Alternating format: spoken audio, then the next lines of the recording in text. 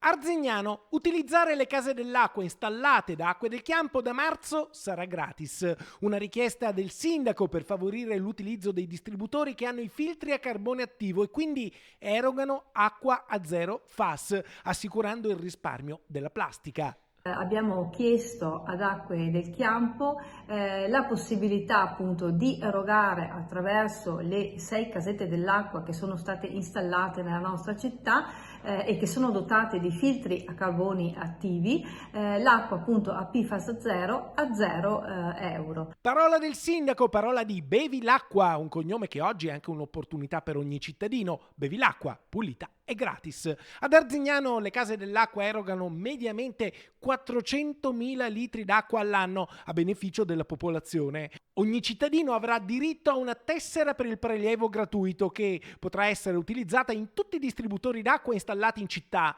Intanto Acque del Chiampo, con un investimento da più di 10 milioni di euro, continua i lavori per realizzare non solo ad Arzignano ma anche a Montecchio Maggiore impianti di filtrazione che entro il 2024 saranno in funzione e avranno una portata di oltre 2 milioni di metri cubi d'acqua pulita all'anno. Continua l'impegno di Acque del Chiampo nella realizzazione dell'impianto di filtrazione che porterà in tutte le case degli arzignanesi acqua a PFAS zero.